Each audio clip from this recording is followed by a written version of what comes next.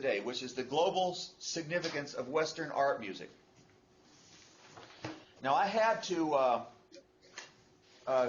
explain to a little kid just yesterday or the day before. Oh, I was Ambrose. No, it wasn't Ambrose. I was explaining to a little kid what Western is. The fact is that the United States is a European country. It was discovered by an Italian, and it was settled by Spaniards and English and French up north, and our musical tradition comes from Europe. The world is sort of, as far as music goes, the world is sort of divided into halves. We have from Greece west is Western music, and from the Holy Land, Jordan, Israel, east is Oriental music.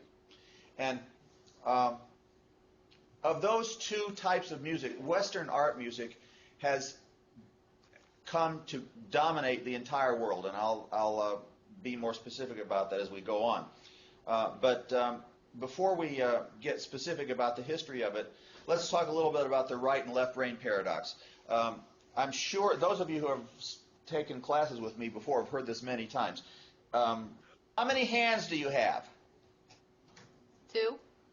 Two. How many eyes do you have? Two. How many feet do you have? Two. How many nostrils do you have? Two. How many brains do you have? Two. You have two brains. That's really two brains. They're divided right down the middle, and they do very different things. Maybe not very different things, but they do different things. The left brain is responsible for, now can you see this little arrow? Yeah, there you go. The left brain is responsible for, or is able to perceive and understand small things, details, things like words, things like math, very small things. The left brain is good at taking things apart. The word analytical means to take apart.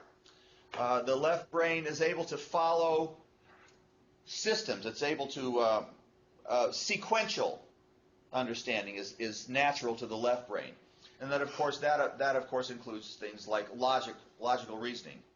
The right brain is a lot better at seeing the big picture. I think of it as like a telescope. If you have a telescope and you've got it focused on some small thing, you can see the small thing very well, but you can't see the big picture. Now, if you back up that telescope and look at the big picture, you can see a lot more, but you can't see things very closely. That's basically what the left and right brain are like. The left brain is good at seeing a small, not very big picture, and the right brain is good at seeing a very big, not very detailed picture. So that includes things like emotional responses. The word synthetic doesn't mean fake. It means able to put things together. The left brain, you see, is able to take things apart. The right brain is good at putting things together. The left brain is good at understanding things in sequence. The right brain is much better at understanding bits of information which may not have any apparent connection with each other, but which can have a sort of larger than logical relationship to each other. And of course, the right brain is also good. That leads very naturally into the idea of irrationality. So, which of these two brains then you think is most likely processing music? The left. It is generally understood that artistic responses, in particular music responses, are processed by the right brain.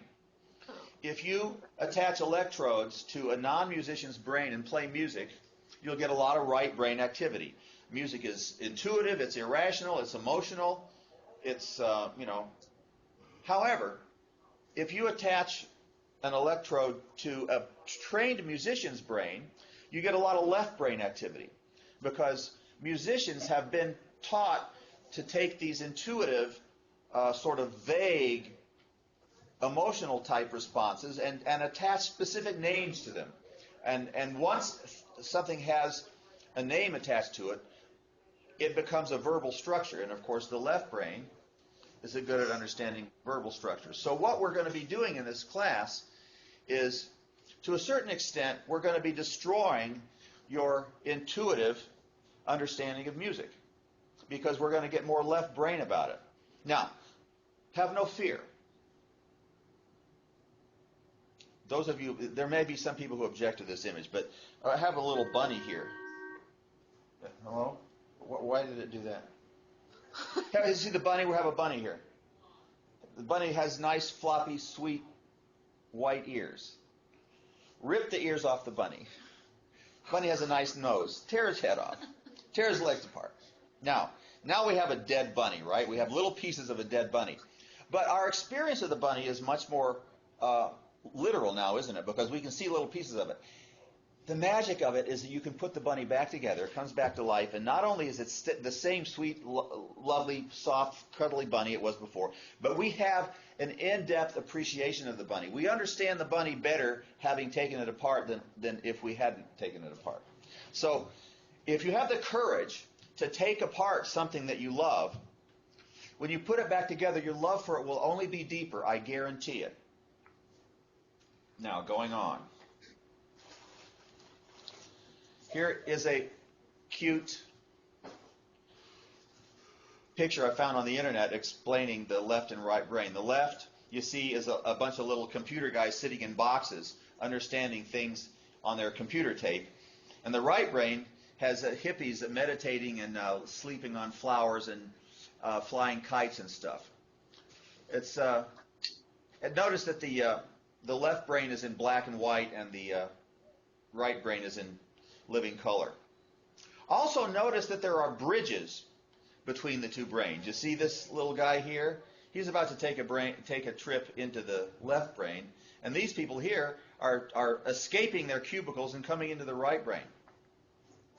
One of the reasons that music is taught in the public schools, when it is taught in the public schools, is because it's well understood, and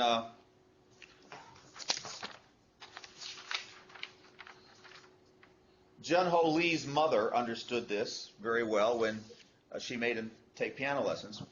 Music is one of the ways, see, because it's so much right brain activity and also at the same time a left brain activity, it calls on more of the whole brain to work than just about anything else you can do. And therefore, everybody has heard of the Mozart effect. Anybody not heard of the Mozart effect? I'll briefly summarize it. They did an experiment, so it must be 20 years ago now, I don't know. People were getting ready to take a math test. And they played Mozart for half of the people right before they took the math test, and didn't play music for anybody before they took the math test. And repeatedly they did this experiment, and repeatedly the people who heard Mozart before they took the math test did better. Somehow stimulating the brain in the way that music stimulates it makes your brain more active, and actually makes the two halves of the brain communicate with each other in ways that are specific to music. And so I always say that music makes you smarter. I mean, look at me.